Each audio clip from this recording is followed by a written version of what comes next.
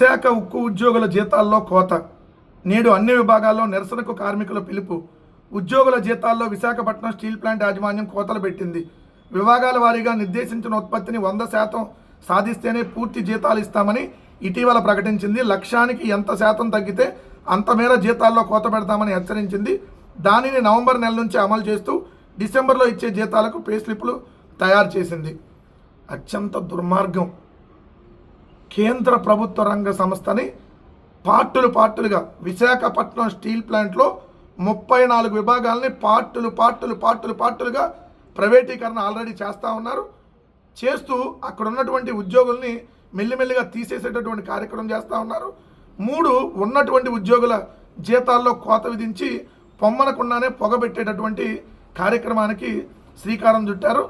అక్కడ పాపం తెలుగుదేశం అధ్యక్షుడు పల్లా శ్రీనివాసరావు గారిని 90,000 పైగా మెజార్టీతో, అత్యధిక మెజార్టీతో గెలిపించినటువంటి ఆ నియోజకవర్గ ప్రజలకి, అక్కడ ఉన్నటువంటి స్టీల్ ప్లాంట్ ఎంప్లాయీలకి మంచిగా బాగా బుద్ధి చెప్పారని మాత్రం.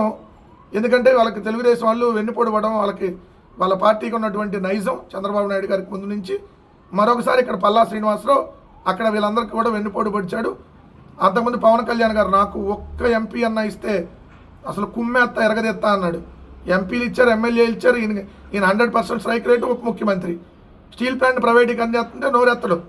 ఇక్కడ చూడండి, మెటీరియల్ మేనేజ్మెంట్ విభాగంలో 66% జీతాలు ఇస్తున్నారంట, రోలింగ్ విభాగంలో 79%, సెంట్రల్ ప్లాంట్కి 80%. ఇలా అన్ని విభాగాల్లో కోతలు పెట్టారు.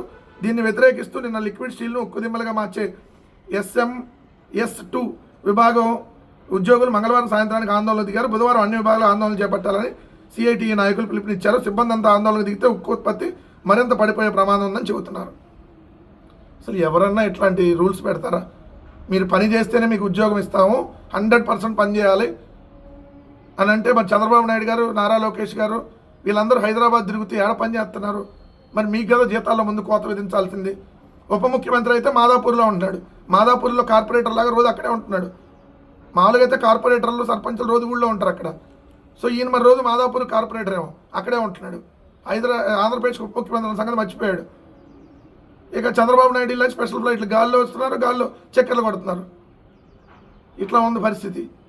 మరి దారుణం. విశాఖపట్నం స్టీల్ ప్లాంట్ మీద ఈ కూటమి ప్రభుత్వం కక్ష కట్టిందని మాత్రం క్లియర్గా అర్థమవుతా ఉంది.